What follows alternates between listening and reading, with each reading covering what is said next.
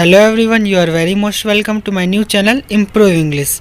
मैं आप सभी को अपने इस नए चैनल में इंग्लिश के सारे डाउट्स क्लियर कराने वाला हूं। जी हां दोस्तों, इंग्लिश के सारे डाउट्स मैं आप सब लोगों को एक एक करके क्लियर कराने वाला हूं। और इस वीडियो में मैं आप लोगों को बहुत ही इंटरेस्टिंग और डाउटफुल टॉपिक के बारे में बताने वाला हूँ, जिसका नाम है मॉडल्स। तो आइए देखते हैं कि मॉडल क्या है और आप सब इसका यूज़ कहाँ और कैसे कर सकते हैं। मॉडल्स।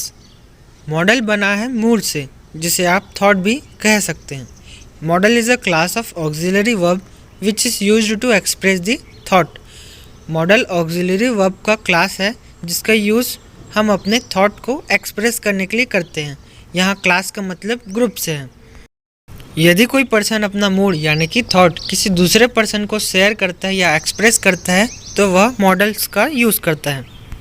इंग्लिश ग्रामर में बहुत से मॉडल्स का यूज़ किया जाता है। मैं आप लोगों को एक एक करके इसके बारे में बताता हूँ। तो दोस्तों, पहला मॉडल है मे। अब मैं आपको इसके यूजेस बताता हूँ। मे का पहला यूज है परमिशन लेने के लिए, बट इन फॉर्मल और डिसिप्लिन मैनर। फॉर्मल मैनर बोलने का मतलब डिसिप्लिन से है। जब आप रिस्पेक्ट के साथ किसी से अनुमति लेते हैं तो मे का यूज़ करते हैं। फॉर एग्जाम्पल, सर मैं आई कम इन। सर क्या मैं अंदर आ सकता हूँ। और दूसरा एग्जाम्पल है, सर मैं आई हेल्प यू। क्या मैं आपकी मदद कर सकता हूँ। आप इन दोनों एग्जाम्पल में देख सकते हैं कि कितने रिस्पेक्ट के साथ अनुमति ली जा रही है। तो ऐसे केस में आप मे का यूज़ कर सकते हैं। ज़्यादातर मे का यूज़ स्कूलों में करते हैं, क्योंकि स्कूलों में हम रिस्पेक्ट के साथ बात करते हैं। मे का दूसरा यूज़ है पॉसिबिलिटी या संभावना बताना। जब आप किसी चीज़ के होने या ना होने की संभावना बताते हैं तो आप मे का यूज़ कर सकते हैं। For example, it may rain today. आज शायद बारिश होगी। और दूसरा एग्जाम्पल है, ही में कम टुमारो। वह शायद कल आएगा। इन दोनों केस में पॉसिबिलिटीज़ बताई जा रही है, संभावना बताया जा रहा है कि ऐसा हो सकता है। तो ऐसे केस में आप मे का यूज़ कर सकते हैं। मे का तीसरा यूज़ है विश या फिर ब्लेसिंग देने के लिए। जब कोई व्यक्ति किसी को अपनी विश यानी इच्छा जाहिर करता है या दुआ देता है तो वह मे का यूज़ कर सकता है। For example, may God bless you. भगवान तुम्हारा भला करे। दूसरा एग्जाम्पल है, मे यू लिव लॉन्ग। तुम जुग जुग जियो। तो आप यहाँ देख सकते हैं कि दोनों ही एग्जाम्पल में दुआएं दी जा रही हैं। ज़्यादातर हम जब भी अपने बड़ों का आशीर्वाद लेते हैं तो वे अक्सर हमें कुछ इसी प्रकार का ब्लेसिंग दिया करते हैं। तो दोस्तों, अब हम बढ़ते हैं अपने दूसरे मॉडल पे, जिसका नाम है माइट। माइट का यूज़ हम पॉसिबिलिटी बताने के लिए करते हैं। अब आप यहाँ कहेंगे कि पॉसिबिलिटी के लिए तो मे का यूज़ किया जाता है। जी हाँ, बिल्कुल, पर माइट का भी वही यूज़ है। तो पता कैसे चलेगा कि माइट कहाँ और मे कहाँ। तो देखिए, माइट को मे का पास्ट भी कहते हैं। यदि आप कोई पॉसिबिलिटी पास्ट की बतानी हो जो बीत चुकी है तो आप मे के स्थान पर माइट का यूज़ कर सकते हैं। For example, he might came yesterday. वह शायद कल आया था। आप यहाँ देख सकते हैं कि जो पॉसिबिलिटी बताई जा रही है वो पास्ट की बताई जा रही है, यस्टरडे यानी कि बीता हुआ कल। तो ऐसे केस में आप मे के स्थान पर माइट का यूज़ करेंगे। इन दोनों के डिफरेंस को और बेहतर तरीके से समझने के लिए मैं आप लोगों को इसका एक और डिफरेंस बता देता हूँ।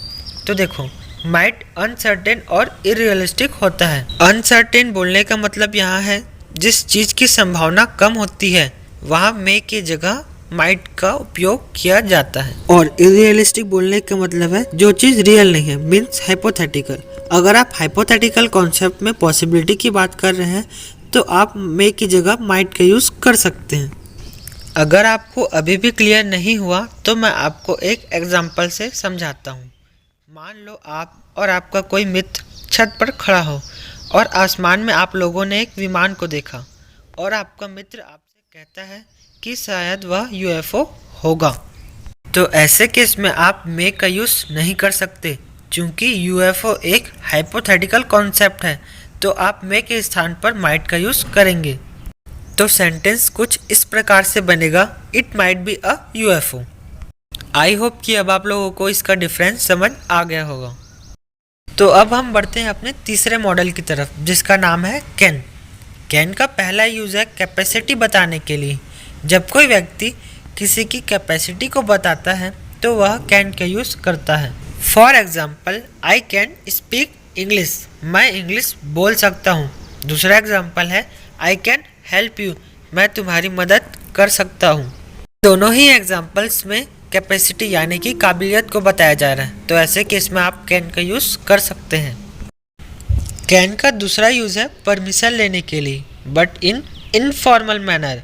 आप लोगों को याद होगा परमिशन लेने के लिए मैंने मे का यूज़ बताया था, लेकिन फॉर्मल मैनर में, और यहाँ आपको इनफॉर्मल मैनर में कैन का यूज़ करना है। इनफॉर्मल बोलने का मतलब है जहाँ आपको बात करते समय ज़्यादा रिस्पेक्ट शो करने की ज़रूरत नहीं होती।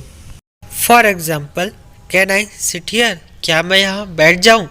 Second example can I take this pen, क्या मैं इस पेन को ले लूँ। इन दोनों ही एग्जाम्पल्स में पूछने के लिए बहुत ज़्यादा रिस्पेक्ट शो करने की ज़रूरत नहीं है, तो इसलिए हमने कैन का यूज़ किया हुआ है। तो कैन का यूज़ आप अपने से छोटे या किसी ऐसे व्यक्ति से बात करते समय कर सकते हैं जहां आपको डिसिप्लिन की ज़रूरत नहीं होती है। तो दोस्तों अब हम बढ़ते हैं अपने चौथे मॉडल की तरफ, जिसका नाम है कुड। कुड का पहला यूज़ है पोलाइट रिक्वेस्ट के लिए। जब आप किसी से पोलाइटली रिक्वेस्ट करते हैं तो आप कुड का यूज़ कर सकते हैं। For example could you please open the window, क्या आप यह विंडो खोल दोगे। और सेकेंड एग्जाम्पल है could U turn down the music, क्या तुम यह म्यूज़िक बंद कर दोगे। तो दोनों ही एग्जाम्पल्स में बहुत ही प्यार से, बहुत ही पोलाइटली रिक्वेस्ट किया जा रहा है, इसलिए हमने यहाँ पर कुड लगाया है। कुड का दूसरा यूज़ है एबिलिटी बताने के लिए। अब आप कहेंगे कि एबिलिटी के लिए तो कैन का यूज़ होता है। जी हाँ, पर पास्ट की एबिलिटी जब हमको बतानी हो तो हम वहाँ कैन की जगह कुड का यूज़ करते हैं। जिस प्रकार माइट को मे का पास्ट कहा जाता है, उसी प्रकार कुड को भी कैन का पास्ट कहा जाता है। For example when I was younger I could run a mile, जब मैं छोटा था तो मैं मीलों दौड़ सकता था। तो यहाँ पर मैं अपने पास्ट की एबिलिटी बता रहा हूँ कि जब मैं यंग था तो मैं मीलों तक दौड़ सकता था। तो दोस्तों अब हम अपने पांचवें मॉडल की तरफ चलते हैं, जिसका नाम है शुड। शुड का पहला यूज़ है एडवाइस यानी सलाह देने के लिए। जब आप किसी को अपनी सलाह देते हैं कि तुम्हें ऐसा करना चाहिए, तुम्हें वैसा करना चाहिए, तो हम शुड का यूज़ करते हैं। For example you should go home now, तुम्हें अब घर जाना चाहिए। Second you should subscribe my channel. जी हाँ दोस्तों, अगर आपको मेरा चैनल पसंद आया तो आपको चैनल को ज़रूर सब्सक्राइब करना चाहिए। हमारा छठवां मॉडल है मस्ट। मस्ट का यूज़ हम एडवाइस देने के लिए करते हैं। देखो, एडवाइस देने के लिए हमने शुड का भी यूज़ किया था, but must is used where work is necessary. Must वहाँ यूज़ होता है जहाँ काम नेसेसरी होता है, जबकि शुड में ऐसा नहीं था। For example he must apologise for his mistake, उसे अपनी गलती के लिए माफ़ी मांगनी ही पड़ेगी। उसने गलती की होगी इसलिए उसे माफ़ी मांगनी ही पड़ेगी। मस्ट का दूसरा यूज़ है स्ट्रॉन्ग ऑब्लिगेशन या ड्यूटी यानी कर्तव्य को शो करने के लिए। For example a teacher must teach student about discipline, teacher को बच्चों को अनुशासन सिखाना ही चाहिए। हम यहाँ टीचर को एडवाइस नहीं दे रहे बल्कि हम उसे उसकी ड्यूटी बता रहे हैं, इसलिए यहाँ मस्ट का प्रयोग किया गया है। हमारा सातवां मॉडल है वुड। वुड का पहला यूज़ है पोलाइटली आस्किंग या टेलिंग। जब आप सामने वाले से उसकी इच्छा पूछते हैं कि उसे क्या चाहिए या अपनी इच्छा बताते हैं तो वुड का यूज़ कर सकते हैं। For example would you like a cup of T, क्या आप एक कप चाय लेना पसंद करेंगे। तो यहाँ आप सामने वाले से उसकी इच्छा पूछ रहे हैं। इसका दूसरा एग्जाम्पल है I would like to play cricket. यहाँ आप सामने वाले को अपनी इच्छा बता रहे हैं कि आप क्रिकेट खेलना चाहते हैं।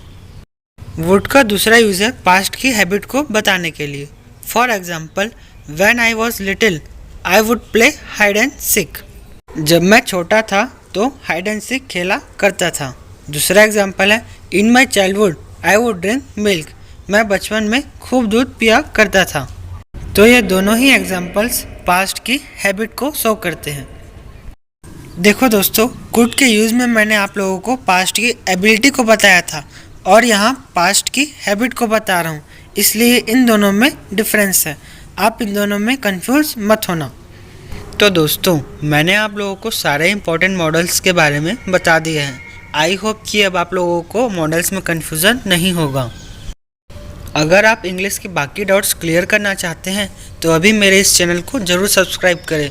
मैं अपने इस नए चैनल में इंग्लिश के सारे टॉपिक्स एक एक करके लेकर आने वाला हूँ।